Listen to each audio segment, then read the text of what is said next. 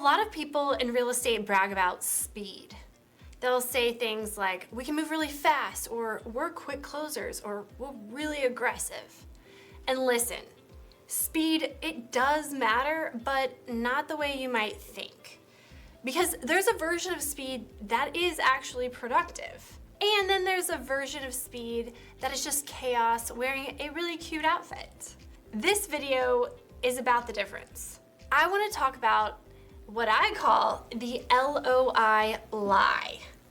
The lie is that the fastest buyer wins.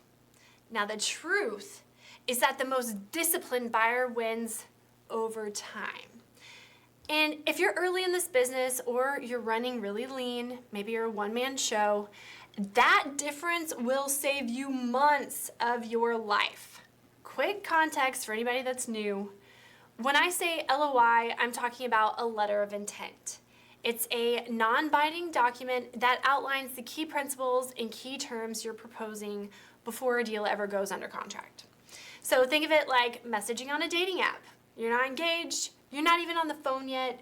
You're just saying, here's who I am, here's what I'm looking for, and if this aligns, let's keep this thing going. Now here is where the LOI lie comes in. Some people treat the LOI like a serious step. I sure did. A real number, a real plan, a real signal of credibility. A lot of other people treat the LOI like a placeholder, like adding something to your Amazon cart. You haven't decided you actually want it. You just don't want anyone else to buy it while you think about it. And that difference changes everything. If you're the person submitting real LOIs, you're playing one game.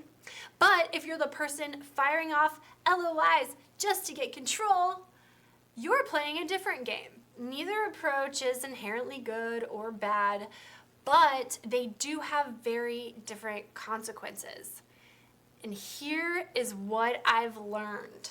Speed, it feels productive. It gives you dopamine. It makes you feel like you're doing something. You're touring properties, you're talking to brokers, you're analyzing, you're sending offers, you're in motion. But motion is not the same as progress. Progress is when your motion is tied to a process that holds up under pressure. If your process is weak, then speed just helps get to mistakes a lot faster. This is what I saw happen all the time, and it was frustrating as hell. Someone submits an LOI quickly before really understanding the asset. They win the headline. They get the seller's attention. They get all the control of the timeline. But then reality shows up. Tenant issues are way more complex than they expected. Maybe the utility, payroll, insurance, taxes, repairs, whatever, all of it comes in higher than they had initially assumed. And then the buyer does one of two different things. They try to work with the seller to retrade on the price that they had initially quoted, or they just kind of quietly back out, never to be heard from again. And what happens next is not glamorous. The deal, it sits. The broker has to go around to explain what's happening. The seller gets frustrated. The property loses momentum. Other buyers have already moved on, and months get wasted. This is why I do not worship speed in this business. Because I've watched speed tie up deals for months and destroy trust. Now, I want to be really clear. It's not a moral lecture, but this is a strategy discussion. If you're early in this business and you're trying to build credibility, speed, listen to me, it is not your best weapon. Discipline is.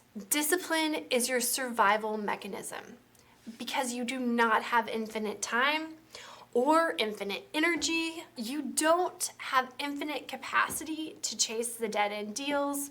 So when I say discipline, I mean a few specific things. And this is what I've outlined. Discipline means you move fast in the right places and you slow down in the places that cost you later. Here's what productive speed actually looks like. Productive speed, responding quickly, showing up prepared. It's being easy to work with. Reliable, if you will. It's having your materials ready. It's being able to say yes or no without a week of confusion and no feedback. Productive speed is having a clear process so you can eliminate deals, cross them off your list quickly. Not to look busy, but it is, trust me here, it is to protect your time. Now, there's a huge difference between being fast and being reactive. Reactive speed is when you chase what's loud. And I know if you've been in this business more than 2 weeks, you know there's loud stuff popping off all the time. Disciplined speed is when you follow what is true. If you are the person who submits real LOIs, you will lose deals to people moving faster than you. You will, and that's normal. It is not a sign you're failing. It's a sign you're playing the long game in a short-term environment. And if you don't understand that, you'll start questioning yourself. You'll start thinking, man, I gotta get more aggressive. I just need to start throwing out 1 LOI a day. You'll start trying to compete with people who are willing to make promises that they might not keep. That path burns people out. Or worse, it gets them into a deal that they should not be in. So here is the mindset shift I want you to consider. Your job, it's not to be the fastest. Your job is to be the most credible. Credibility, and hear me now, is what compounds in this business. And credibility comes from a few things brokers can actually observe. Do you follow up cleanly? Do you show up prepared? Do you ask smart questions? Do you ask questions at all? Do your numbers hold up? Or are you wasting people's time and you are just here to retrade everything? When you don't win, do you just fall off the face of the earth, never to be seen again? Or do you stick with it? That last point, it matters more than people realize. A lot of buyers think broker relationships mean being liked. Not really. Broker relationships are built by being reliable. Trust me when I say this, brokers, they don't need more friends. I tried that approach. What they need are fewer surprises. Now, let's get practical here. If you're running lean, here's the process that keeps you disciplined without feeling slow. Get your notes out. Step 1 is what I call the first filter. Before you ever tour anything, you should be able to answer these questions quickly. Is the market in my target area? Is the asset class in my target type? Does the unit count match my strategy? If you're telling me you want to be hands off, but you're getting a 16 unit, let's think about that. Does the current rent story match what I actually believe is possible? Is there an obvious deal killer like major crime issues, major functional obsolescence, or something that clearly doesn't fit what I want to own? This first filter should take minutes, not days and days and days. It should be a quick checklist. Print it out, create a file, check boxes, X. As soon as you see a couple X's, you're done, move on. If the seller says expenses are low, does that make sense? If payroll is suspiciously low, what are they not doing? Are employees living on the property for free? That's what I'd be questioning. I saw that quite a few times. If repairs and maintenance is low, what exactly are they deferring? Or maybe they're putting that expense in a different bucket. If the property looks value add, is it lipstick we're talking about, or is it really foundational? This is where discipline protects you from the story time underwriting. Now, if the deal survives those filters, then you earn the right to spend more time. Tour it. Bring property management with you if you can. Man, that's so helpful, especially one who maybe has a property in the area. They can talk you through that as you're touring. Talk to vendors if you can. Actually get out there, put your boots on, and see the condition of the property. This is where real estate buyers separate themselves from spreadsheet buyers. And here's the part I want you to remember. If you move slowly at the beginning, you will move slowly forever. But if you moved discipline at the beginning, you will move faster later. Because you're not constantly unwinding bad assumptions. How much time have we all wasted on that? You're not constantly cleaning up messes. You are making clear decisions. And clear decisions are what actually builds momentum. So another quick analogy, because I love them. Speed without discipline is like trying to get fit by doing random workouts every day. You sweat, you feel productive, you're exhausted, but 6 months later, you're still not where you want to be. Discipline is boring. Discipline is repeating the basics.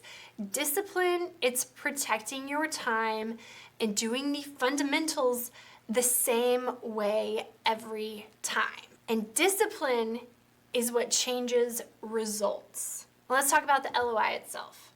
If you're building credibility, an LOI, it's not just a number. It's a signal. It says, I understand what I'm looking at. I know what it will take to execute. I'm not here to waste your time. I'm not just throwing this out there with no thought. It's a powerful signal. And over time, I promise you, brokers are gonna notice, not because they're sentimental, okay? But because it does make their life easier. So another rule that I have, I don't submit LOIs just to stay in the game. It's just not a good play. I submit LOIs when I can stand behind the number. Now that doesn't mean you need perfect information. I thought I had to map out how I was upgrading cabinets and what I was gonna use before I submitted an LOI and price all that out. No.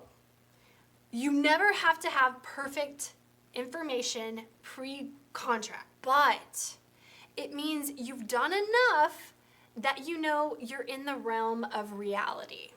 It means you're not just relying on hope, like, oh, I hope it looks like the pictures. No, I got out there and I walked it. I know what I'm looking at. So if you're watching this and you're thinking, okay, but what if I never win anything if I'm disciplined? That's a real feeling. Trust me, hang in there. You're gonna win deals. And even when you don't, you're gonna win on reputation.